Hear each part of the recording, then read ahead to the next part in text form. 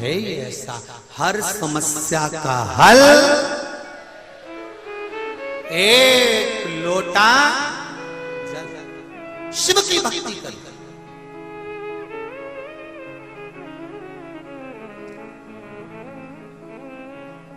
उसकी कृपा बिना नहीं मिल सकती। बड़ा कठिन है साहब। फिर निवेदन करूंगा शोक नगर वालों, तुम्हारे तो बिल्ली के भाग्य से छीका टूटता है ना, ऐसा तुम्हारी किस्मत में यीशु महापुराण की कथा मिली है। ये भाग्य है। और आपकी कथा 25 तारीख तक रहेगी, 26 तारीख से मंदसौर में चालू हो जाएगी। और मंदसौर नगर के आसपास में जितने पशुपतिनाथ के मंदिर के आसपास, पशुपतिनाथ मंदिर के जितने इस प्रांगण के अंदर कथा सुनेंगे, मैं उनसे निवेदन करूंगा कि भाग्य है जो नवरात्रि की कथा आपको मिलेगी, वो भी मंदोदरी। शिव पुराण तो वही की वही है, केवल एक उद्देश्य पकड़ा जाता है, जैसे तर्पण, जैसे नवग्रह, जैसे मंदोदरी। जिससे ये मंदोदरी शिव पुराण रखने का कारण केवल एक है कि राष्ट्रीय स्वयंसेवक संघ आरएसएस मंदसौर जिले के अंतर्गत छोटी छोटी लड़कियां, बेटियां देह व्यापार करती हैं। उस देह व्यापार को रोकने के लिए और उस देह व्यापार को रोककर उन बेटियों को पढ़ाना, लिखाना और उनको अच्छी परवरिश देकर उनका घर बसाने के लिए ये पावन मंदोदरी शिव महापुराण की कथा रखी है, जिसका नाम मंदोदरी रखा।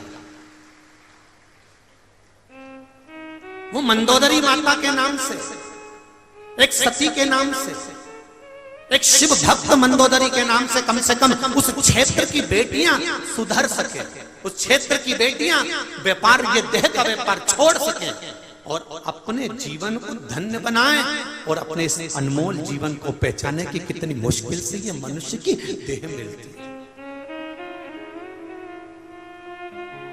मेरा निवेदन है, जितने श्रोता भाई बहन कथा सुन रहे हैं, मंदोदरी शिव महापुराण की कथा को जरूर सुनना कि मंदोदरी के जीवन में कितने पड़ाव पड़े, कितना दुख आया, कितना कष्ट आया, कैसी जिंदगी जी, और उस कथा के माध्यम से उन बेटियों को वापस अपने घर लेकर आना, उन बेटियों को सत्मार्ग बताना।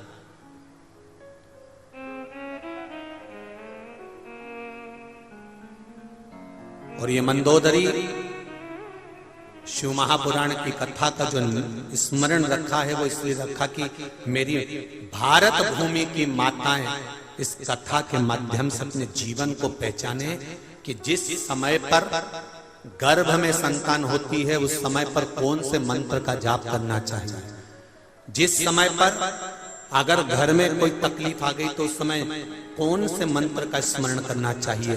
ये मंदोदरी शिव महापुराण की कथा में लेख है, आप उसका स्मरण करो, उस भक्ति को धारण करो।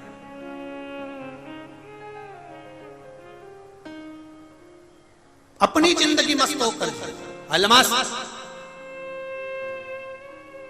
दुख आए, विश्वास उस बच्चे जैसा होना कि मुस्कुरा रहा है। दुख में भी आपके चेहरे पर प्रसन्नता होना चाहिए कि मेरा महाकाल, मेरा राज राजेश्वर मेरे साथ खड़ा हुआ है, मेरा महादेव मेरे साथ है, मुझे चिंता नहीं, मुझे टेंशन नहीं, वो मुझे संभालेगा, वो मुझे संभालेगा।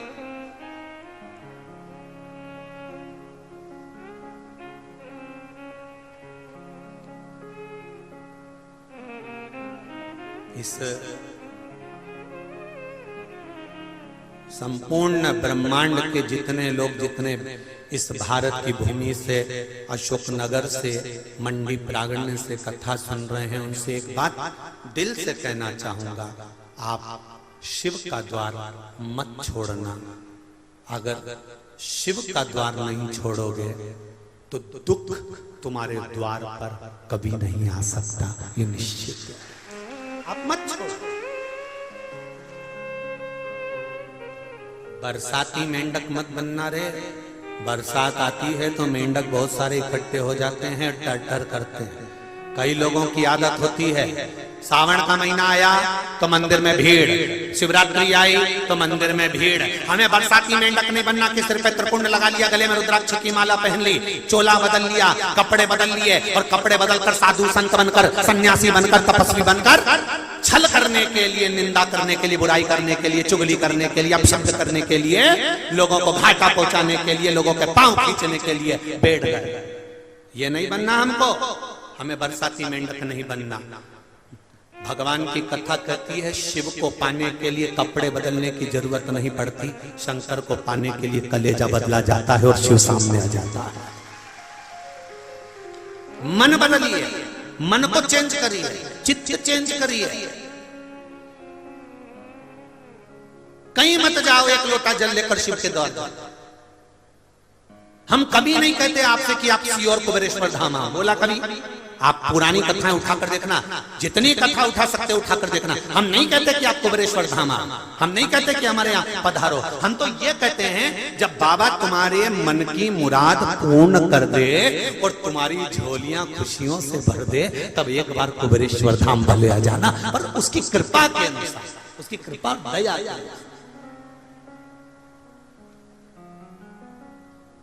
मन चंगा तो कठोते में गंगा, और नी तो गंगा भी बहती रहे तो लोग के गंगा का पानी है क्या, पक्का है क्या? होता है कभी कभी। एक माँ ने अपने बच्चों से कहा, देख 16 सरात चल रही है रे छोरा। ए छोरा, हाँ माँ 16 सरात चल रही है बेटा। हाँ माँ। एक काम करना बेटा, पिताजी का अस्थियां रखी हुई हैं, उनको गंगा जी छोड़िया बेटा। तेरे पिताजी का मन था कि मेरी अस्थियों को गंगा जी में छोड़ना। तो माँ ने बड़े बेटे से कहा, बड़े बेटे ने कहा ठीक है माँ, पिताजी की अस्थियों को गंगा जी छोड़ दो। बड़ा बेटा कमरे में गया, धर्मपत्नी आई। धर्मपत्नी ने पूछा कहाँ की तैयारी कर रहे हो? कल पिताजी की अस्थियां छोड़ने जाना है। पिताजी का मन था कि मेरी अस्थियों को मेरा बेटा पैदल पैदल गंगा जी तक लेकर आए, तो मैं गंगा जाने की तैयारी। तो पत्नी ने कहा काय को जाने की तैयारी कर रहे हो? तुम जाओगे तो छोटा क्या करेगा? तुम घर में रहो, छोटे वाले को भेजो। बड़े भाई ने छोटे भाई को बुलाया। छोटे भाई से कहा सुन, मुझे थोड़ा काम है, तो गंगा जी चले जाएगा पिताजी की अस्थियां लेके? हाँ चले जाओ। छोटे भाई ने अस्थियां ली तो छोटे भाई की पत्नी ने भी कहा तुम काहे को जा रहे हो? तुम्हारा जाना जरूरी है क्या? छोटे भाई ने कहा अरे गंगा जी यहीं तो है, 60-70 किलोमीटर दूर गंगा जी है, मैं अभी छोड़कर आता हूँ, सवेरे निकलूंगा, रात तक पहुंच जाऊंगा, वापिस ले जाऊंगा, उसमें क्या दिक्कत है? और उसने अस्थियां उठाई, माता जी को काम में जा रही हूँ, और अस्थि लेकर चला। चलते चलते चलते चलते 15 किलोमीटर पहुंचा, और 15 किलोमीटर पहुंचने पे वो थक गया, पाँव में पड़ गए छाले। उसने विचार करा राम बहुत थक गया रे, बहुत थक गया, इतना थक गया। तो वहीं से एक आदमी निकल कर जा रहा था, उस व्यक्ति को रोककर पूछा भैया एक बात बताओ, मैं ये यहाँ बैठा हूँ, इसके नीचे से ये पानी निकल के जा रहा है, तो क्या ये नाला है? अच्छा तो ये पानी कहाँ जा रहा है? तो कहा ये गंगा जी में आगे जाके मिल जाता है। उसने सोचा भगवान ने बड़ी कृपा करी, जब ये पानी गंगा जी नहीं जा रही है तो अस्थियां ही छोड़। उन्हें पिताजी की अस्थियों को वहीं छोड़ दिया। पिताजी की अस्थियों को छोड़कर और बेटा वापस घर आ गया। माँ ने पूछा बेटा पिताजी की अस्थियों को छोड़ आया? हाँ माँ छोड़ आया। रात को पिताजी माँ के स्वप्न में आए और कहा, सुबह माँ को क्रोध आ गया, बेटे को बुलाए इधर आ, पिताजी की अस्थियों को कहां छोड़कर आया? क्यों मां, हुआ क्या? तेरे पिताजी मेरे सपने में आके बोले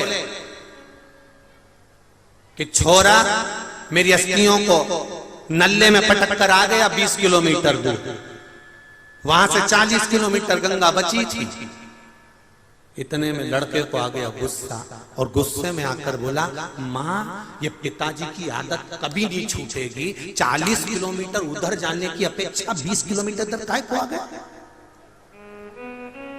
अगर जाना ही था तो उधर 40 किलोमीटर आगे चले जाते, या 20 किलोमीटर आके सपने में बोलना जरूरी था। माँ जाते नहीं बना कि वहां चले जाऊं 40 किलोमीटर।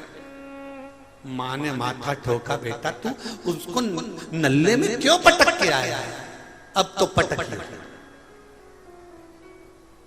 भैया, संसार सागर है, कोई नहीं किसी का बस। जब तक श्वास चल रही है, जब तक आप हो, तब तक आपके सम्मुख में सब है। और जिस दिन श्वास चलना बंद हो गई, उस दिन कुछ नहीं बचेगा। ये संसार मिथ्या, संसार।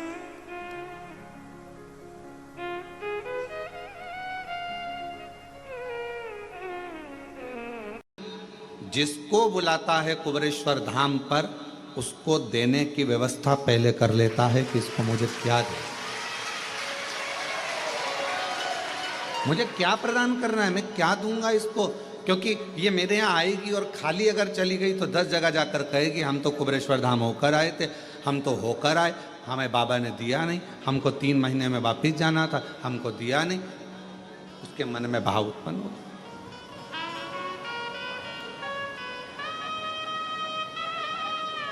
वो व्यवस्था करता है पहले। कितने लोग हैं जो भोपाल से इंदौर निकल जाते हैं पर कुबरेश्वर धाम अंदर तक नहीं आते, और एक दिन ऐसा आता है कि वो कुबरेश्वर धाम में अंदर तक आ जाते हैं दर्शन करने के लिए। क्यों? बाबा बुलाता तब ना। और तेरी कृपा बिना ना हिले एक भी अणु लेते हैं सांस तेरी कृपा से अनु। बखान क्या करूं मैं राखों के ढेर का, चपटी भभूत में खजाना कुबेर का। हे गंगाधर मुक्ति द्वार ओंकार तू भोले ओंकार तू, आयो शरण तिहार शंभु तारता। उसने व्यवस्था करी तुमको देने की, तो बाहर रोड पे से तुम अंदर आ, तो उसने इशारा करके तुमको अंदर बुलाया। वो अगर व्यवस्था नहीं करता, वो व्यवस्था कुछ करता ही नहीं, तो वो तुम अंदर भी नहीं आते, बाहर से ही निकल कर चले जाते।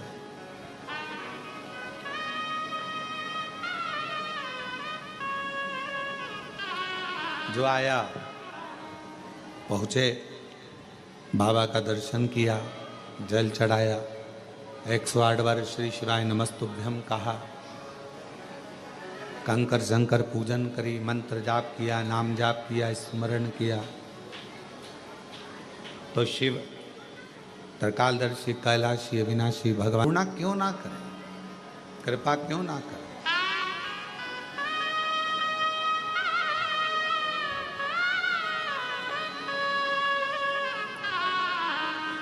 फिर शिव करुणा क्यों ना करे। आप कहीं पर भी रहो, जहां तुम्हारी मर्जी पड़े वहां रहिए। घर में, दुकान पर, फैक्ट्री में, मकान में, सर्विस में, नौकरी में, जहां तुम्हारा मर्जी पड़े वहां रहो। कई माताएं कहती हैं, कई भाई कहते हैं कि हम मंदिर नहीं जा पाते क्योंकि हमारी कॉलोनी से मंदिर बहुत दूर है। कई लोग कहते हैं कि हमारी सोसाइटी में मंदिर नहीं है। कोई कहता है हम इतनी बड़ी सिटी में रहते हैं कि वहाँ मंदिर हमारे पास में लगता नहीं। कोई कहता है कि हमारे यहाँ मंदिर तो है पर मंदिर के अंदर जाने नहीं देते।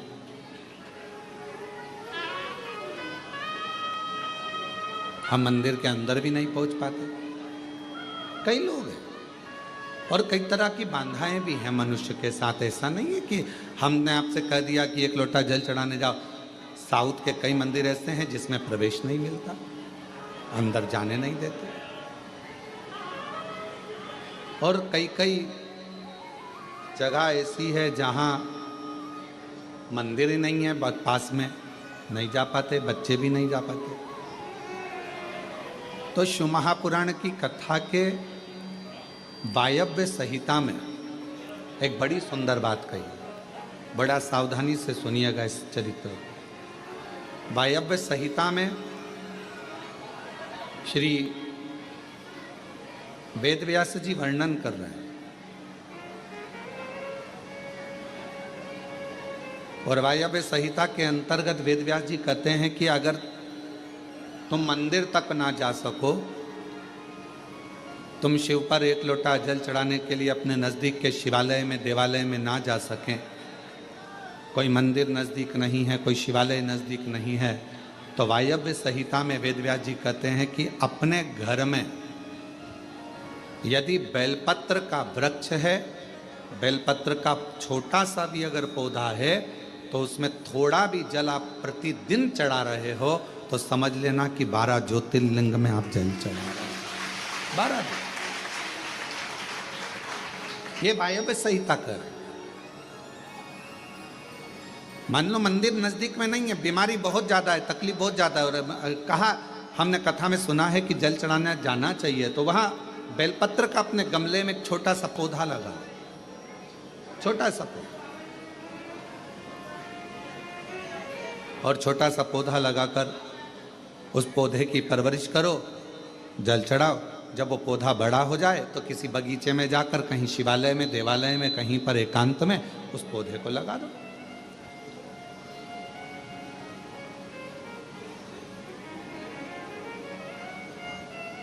जैसे तुलसा जी को बड़ा कर कर तुलसा जी का मंगल विवाह शालिग्राम जी से होता है, देव उठनी एकादशी पर शालिग्राम बाबा के साथ मंगल विवाह किया जाता है, वैसे ही बेलपत्र के पौधे को बड़ा कर कर उसको भी शिव को समर्पित किया जाता है, भगवान शंकर को समर्पित किया जाता है।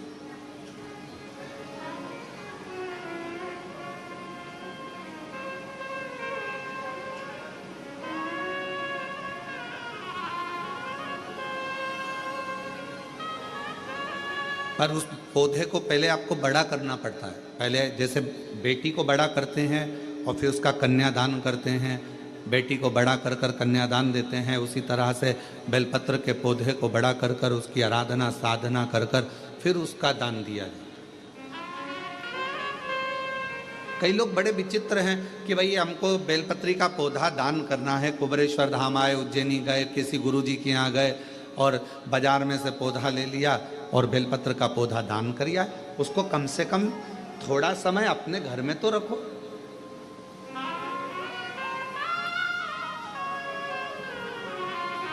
गौदान का नियम मालूम है आपको? कितना लोग जानते हैं गौदान के नियम को?